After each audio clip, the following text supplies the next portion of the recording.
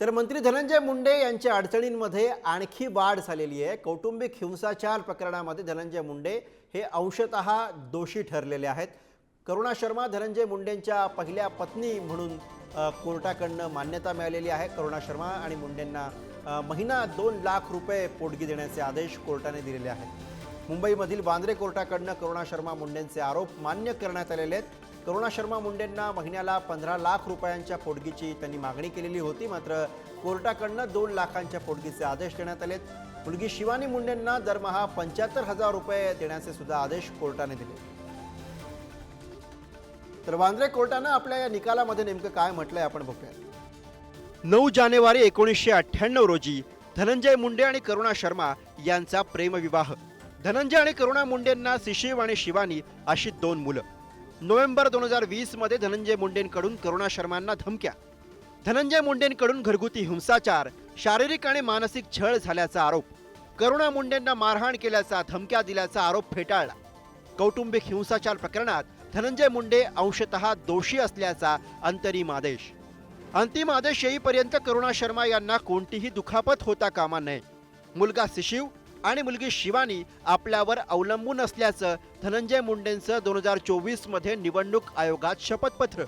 यामुळे करुणा मुंडे पहिली पत्नी आणि दोन्ही मुलं धनंजय मुंडेंचीच असल्याचं सिद्ध होतं।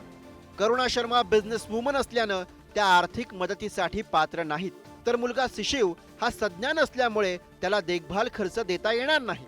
पण शिवानी मुलगी असल्यानं लग्न होईपर्यंत देखभाल खर्चासाठी पात्र। त्यामुळे करुणा मुंडेंना दरमहा 1,25,000 रुपये देखभाल खर्च द्यावा। कन्या शिवानी हिला लग्न होईपर्यंत दरमहा 75,000 रुपये देखभाल खर्च द्यावा। तर कोर्टाच्या निर्णयावरती धनंजय मुंडे यांच्या वकिलांचं स्पष्टीकरण आलेलं आहे। कोर्टाचा आदेश फक्त अंतरिम पोटगीचा आहे असं वकिलांनी म्हटलंय। धनंजय मुंडे यांनी काही चुकीचं केलंय असं कोर्टाला आढळलेलं नाही असं सुद्धा वकिलांकडून सांगण्यात आलं।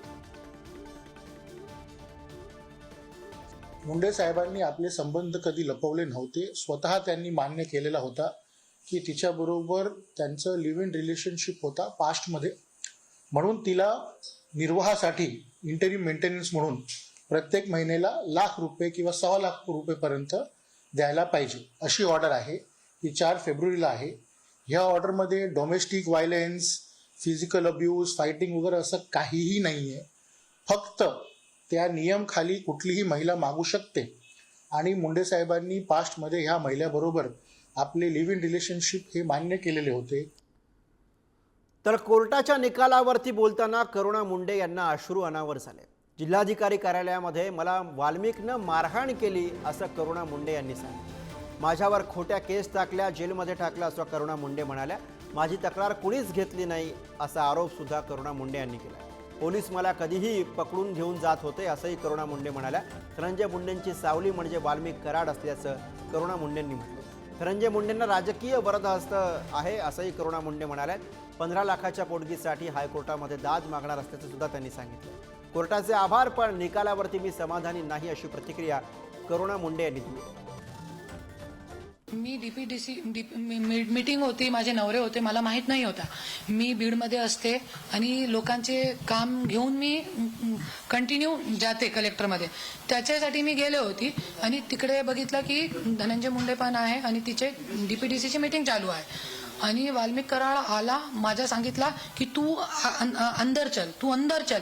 मा बहिणची शिवीगाळ मला केली आणि माझ्यासोबत खूप मारहाण केली आणि तुम्ही CCTV फुटेज जरी आपल्याला मिळाले तो तुम्हाला कळेल की किती माझ्यासोबत मारहाण त्यांनी काय काय केलेलं आहे माझ्यासोबत। आम्ही 15 लाख रुपये दर महिना मागितली होती, पण त्यांनी आम्हाला 2 लाख रुपये दिलेले। त्याच्यासाठी मी ते ऑर्डर घेऊन हाईकोर्टामध्ये जाणार आहे आणि 15 लाख रुपये मंजूर करून आणणार आहे। मैं भले ही आपके पास पैसा नहीं है, आपको मालूम है गाड़ी में रोड पे सो के मैंने रात बिताई है। रोड पे होटल में रुकने के, क्योंकि गाड़ी चलाते चलाते जाती हूँ जब मैं, तो मेरे पास उतने तक पैसे नहीं होते थे कि मैं होटल में रूम लेके सो सकूं। रोड पे गाड़ी रोक के कोने पे और वहीं सो जाती थी। कोई आके मार जाए कि कूट जाए, कोई डर नहीं होता था मुझे। यही मैं देना चाहती हूँ, आप सत्य की लड़ाई है, सत्य की लड़ाई के लिए आप लड़िए। तर कोण आहेत करुणा शर्मा आपण बघूयात। करुणा शर्मा या मूळच्या मध्य प्रदेशच्या इंदूरमधल्या आहेत. अनेक वर्ष त्या कामानिमित्त मुंबईमध्ये वास्तव्याला आहेत. धनंजय मुंडे आणि करुणा शर्मा यांच्या संबंधांवरून 4 वर्षांपूर्वी वाद झाला होता. फेसबुक पोस्ट लिहून करुणा शर्मा यांचे धनंजय मुंडेंवरती गंभीर स्वरूपाचे आरोप पाहायला मिळाले होते. 2003 पासून करुणा शर्मा यांच्याशी संमतीनं संबंध असल्याची कबुली मुंडेंनी दिली होती. परस्पर संबंधातून मुलगा आणि मुलगी झाल्याचं सुद्धा मुंडे यांनी मान्य केलेलं होतं. ही बाब कुटुंबीय, पत्नी आणि मित्रांना अवगत असल्याची कबुली सुद्धा धनंजय मुंडे यांनी दिली. तर मुंडेंबाबत अजितदादा योग्य निर्णय घेतील अशी अपेक्षा आहे, असं मत जितेंद्र आव्हाड यांनी व्यक्त केलं. फुले शाहू आंबेडकरांचं नाव अजितदादा घेत असतात असंही आव्हाडांनी म्हटलंय. जितेंद्र आव्हाडांचा अजित पवार यांना एक प्रकारे टोला पाहायला मिळतो. त्यांची सुविद्य पत्नीला न्याय मिळाला, पण त्याच्यामध्ये राजकीय काही बोलण्यासारखं नाही. हिंसाचाराच्या बाबतीत फुले शाहू आंबेडकरांच्या विचारांचा मागोवा घेत आम्ही पक्ष चालवतो असं त्या पक्षातनं नेहमी बोललं जातं. योग्य ते निर्णय दादा आता घेतील असं वाटतंय. दरम्यान यावरती वकील गुणरत्न सदावर्ते यांनी काय म्हटलंय बघूया. तो निकाल अंतरिम निकाल आहे, ते फायनल डिसिजन नाही आहे, ते डिक्री नाही आहे. आणि अंशतःचा अर्थ त्यांनी जे फायनान्शियल हे मागितले होते कोर्टाकडून की मला एवढे पैशांची गरज आहे जीवनचर्यासाठी, त्या संदर्भाने कोर्टाने अंशतः काही रक्कम अदा करण्याचं सांगितलेलं आहे. परंतु याचा अर्थ नवरा बायको किंवा बायको नवरा अशी डिक्री झालेली नाही. ते फायनली डिसाईड होईल आणि सन्माननीय मंत्री धनंजय मुंडे साहेब ह्या निकालाला म्हणजे फायलेअर ज्युडिशरी आता वर चॅलेंज करू शकतात.